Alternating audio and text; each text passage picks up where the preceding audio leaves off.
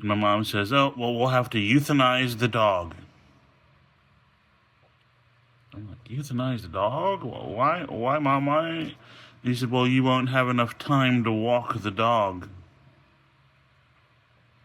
So you either have to choose baseball or euthanizing the dog.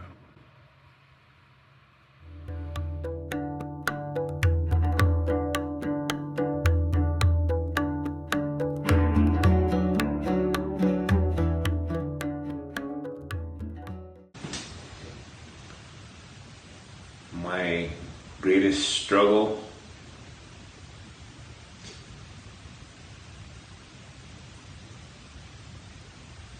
I have many of them. But if I had to pinpoint one thing that made life hell, it has to be memories.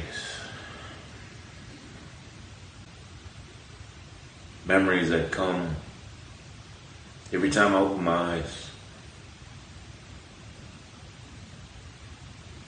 And why that's a struggle is because it makes it difficult to enjoy life normally, to have normal relationships.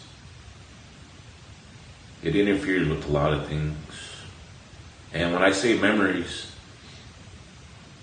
there's a lot of them that are traumatic, but even the good memories. That's my struggle, I guess, is living in the past. So when something good happens for me, I shudder. Weird. Why do I do this? What's the trigger for it? Well, growing up, my mother went out of her way to make sure that anything good that happened, oh, you got what you wanted for Christmas, there will be vengeance taken out for it. So anytime something good happened, I knew that there were daggers were going to fall. I didn't know what they were. I didn't know when. I didn't know where. And my mom did this because she was a horrible bitch that wanted to control everything. She had her own fucked up stuff. I've forgiven her. I don't have anything to do with her. I don't talk to her, but I've forgiven her. I love her. She's my mother, but she's toxic. Got to stay away from her. I feel sorry for her. And I say this with all sincerity. When I say I wish she would die, I say that out of compassion because she will end her suffering. Because every day is suffering for her. Because she lets it be. All that being said, it's still hard for me to try to enjoy anything. So I got to go back and look at all these things and basically re-experience them in their emotional entirety and get pissed off about it, feel bad about it. And then I've actually emoted the emotions that I need to emote and it doesn't trigger me anymore.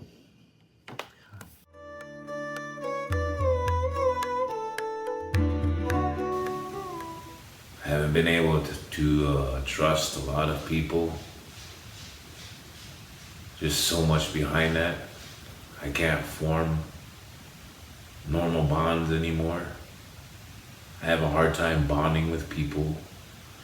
I have a hard time with relationships. I block people out. And I tend to roll solo because I just cannot trust anybody, either because of things that have happened or because in my mind there's always this thing about death.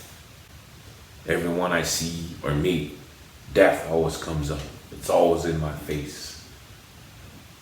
Who's to say if I don't get to know this person that they might be gone in 10 seconds or 10 years? Who's to say I don't invest so much emotions and trust in this person, forming a friendship or relationship, and they leave?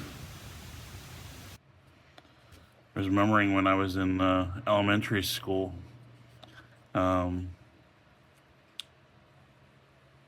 For 3 years, I wasn't allowed to go outside and play. And ostensibly the problem is my mother was afraid I was going to get hurt. I could walk to school. In fact, I did that every day, but I had to stay inside. My mom had this thing about her where she almost always somehow created no-win situations, no-win decisions. Example that I remember right about this next incident I'm going to tell you about. I guess I was 9, 8 or 9, maybe 10. Yep, 10. And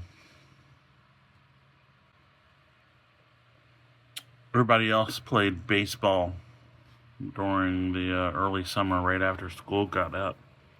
And I went and told my mother that I wanted to go play baseball. And it's a pretty normal, natural thing a kid would want to do, nothing oddbally strange about that. And my mom says, "Oh, well, we'll have to euthanize the dog." I'm like, "Euthanize the dog? Well, why, Mom, why?" He said, "Well, you won't have enough time to walk the dog. So you either have to choose baseball or euthanizing the dog." What a terrible, shitty place to put me. And I wonder if all those years that she kept me inside, it was sort of the same thing. It's just a shitty place to be. I remember looking out the door, out the window, just sitting anywhere in the house. You could hear, the kids yelling and running around. I lived in Columbia, Maryland in a little townhouse community, so there were a lot of kids, a lot of noise, and I wasn't part of it. And I said, "Well, who did I go to when I needed comfort?"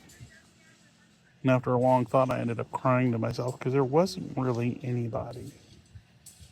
And then I remembered there was this janitor. Name was Mildred. And one day I went back to school, and my sister had beaten out of me really bad the day before, and my body hurt, and I had a black eye, and I was just crying. And that was the days that boys weren't allowed to cry. And so I was not only crying, but I was being ostracized at lunchtime, and I was sitting there by myself at the table crying, and Mildred came up and she hugged me.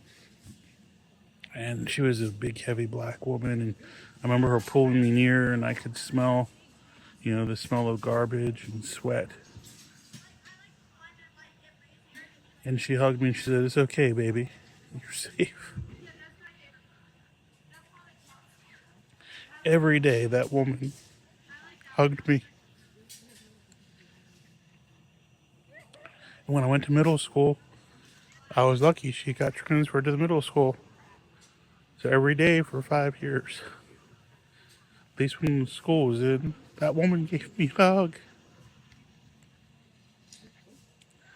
Thank Pankashala for that.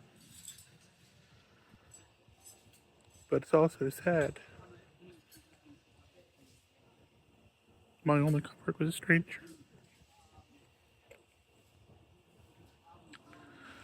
Thankful for Mildred. I'm sure she'll greet me in heaven.